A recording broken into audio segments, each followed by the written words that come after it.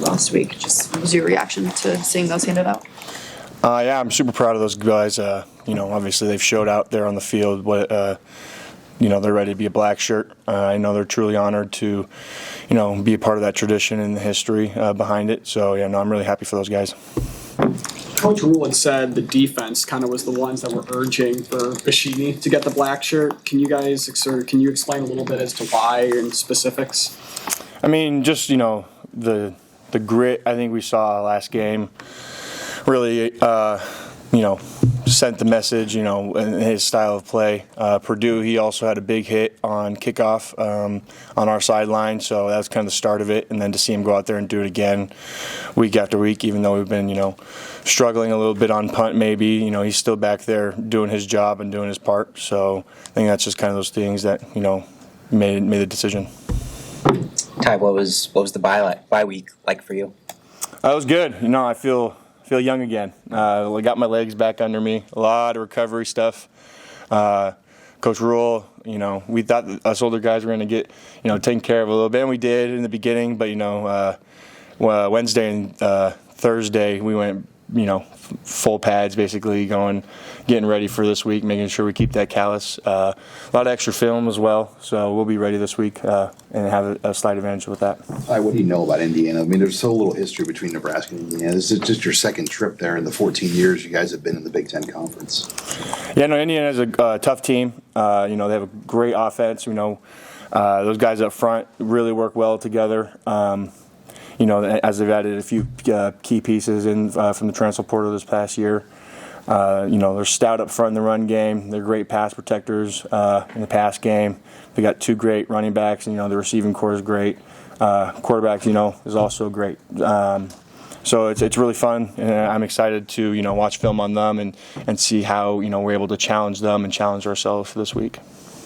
How you've been around this program a long time. You've heard about the World-Herald and beating top 25 teams. What would it mean to you personally to just be able to knock out a couple of streaks like that this week? It's always a goal, right, to go in and beat a ranked opponent. There's going to come a time again where we're those guys where we're going to be ranked and people are going to be coming for us.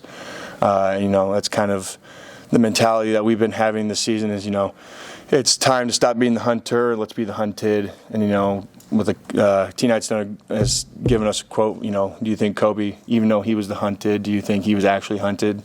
No, he was a hunter, hunting the hunter himself, right? So I think it's just kind of, that kind of mentality, mind switch, whatever you want to call it, going into these types of games.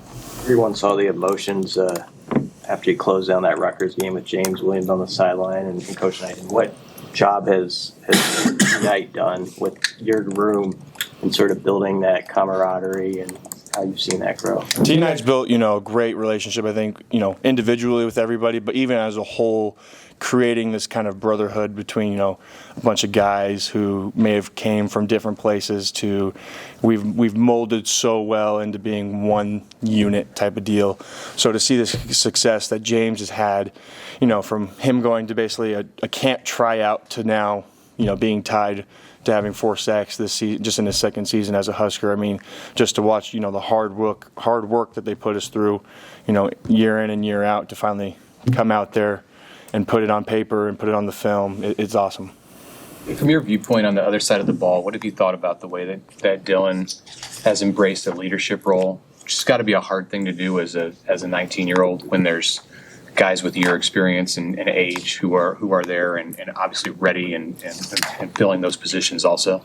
Well, what I love about Dylan is that, yes, he's embraced that leadership role and, head on, with the challenges that he's faced, learning everything for the first time, but he's also listening to the older guys, I think, as well. I know he's listened to Heinrich. I know Heinrich's taken him under his wing. But even on the defensive side of the ball, he's come over and talking to us older guys on, what we might be thinking or what we would do. So I think he's just, trying to be a sponge and soak up all this information and get out of us older guys before we head out. Did you have any idea you would get that from him? You knew he had a good arm, you could see that, but did you as an older player on the team have any idea that you would get that kind of leadership from a freshman? I've seen it before. It's rare, right? But to watch, I think Coach Rule has even mentioned, his work ethic. how much time and effort he puts into everything, the care and the passion that he has for this program.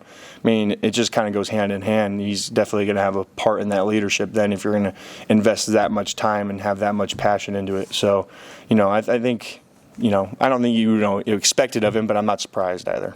I think after the Rutgers game, Coach Rule said you get out what you put in, and you guys put in a lot that weekend of that Rutgers game. Have you seen that sort of carry over, that momentum of that work? Yep, that's a reminder every period, every scout period, when we all huddle up together, is just, a reminder that we're going balls to the wall, 100%. If it has to go to live, then we're going to live, but, we're treating the scout team like it's the opponent. Hi, playing in the red zone defensively, what's the mindset of this team? What's it like in the huddle? Because so far this season, opponents have been in the red zone 13 times. You've allowed only 6 touchdowns. None of those were rushing. So what's behind the success there? They don't get in. Plain and simple. That's just mindset, mentality. That's what we tell each other when we're in the huddle. They don't get in. We go out there and work together.